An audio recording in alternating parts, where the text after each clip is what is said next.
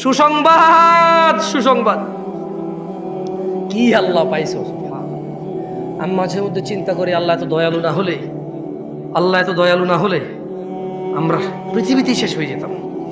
আল্লাহ তাআলা কোরআনে বলছেন, মনোযোগ দিয়ে শোনেন, ইল্লা মান তাব, ও চোরের দলেরা, ও জানাখোররা, ও নেশাগ্রস্তরা, ও অত্যাচারীরা, ও জালেমরা, ও ইসলাম বিদ্বেষীরা, ও আল্লাহদ্রোহীরা, ইল্লা মান তাব, সুযোগ, সুযোগ, মহা সুযোগ, অফার, অফার, বিশাল অফার।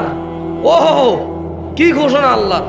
অতঃপর যেই ব্যক্তি অন্যায়, চুরি হোক, যা হোক, নেশা হোক, জানা হোক, যে কোনো অন্যায় হোক, ইল্লা মান তাব, অন্যায় যত হোক, যে ব্যক্তি অন্যায় থেকে তওবা করলো, ফিরে আসলো, ও আমানা, আল্লাহর প্রতি ঈমান আনলো, ও আমিলা আমালান সালিহা, অপরাধ জমিন থেকে আসমানের মেঘমালা, অপরাধ জমিন পরিপূর্ণ হয়ে আছে, অপরাধ সাগরের অতুলনীয় জায়গায় পৌঁছে গেছে। আল্লাহ বলছে, খালি ফিরে আয় রে, তোর অপরাধ কতটুকু অপরাধ তোর, ফিরে আয়, মাপ চা, ঈমান আন, ভালো কাজ কর।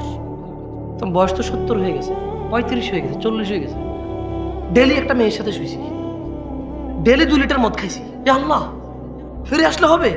আল্লাহ বলছে, আরে শোন, যদি তুই ফিরে আসস, ঈমান আনস, ভালো কাজ করস, এগুলো তোর গুনাহ পৃথিবী সমান, ফাউলাইকা ইউবাদদিল, আল্লাহ তোর গুনাহ এগুলাকে মাপ তো করবে, সব গুনাহকে, ইউবাদদিলুল্লাহ সাইয়্যাতিহিম হাসানাত, তোর সব গুনাহকে, তোর নেকি নেই, তুই বয়স কম, মরে যাবে কিছুদিন পরে, বা তুই জানিস না 20 বছর বয়সে মরতে পারিস, তোর তো আমল নাই, তো তোর সব গুনাহকে আমি আল্লাহ নেকিতে পরিবর্তন করে তোর নেকির পাল্লা দিয়ে দেবো।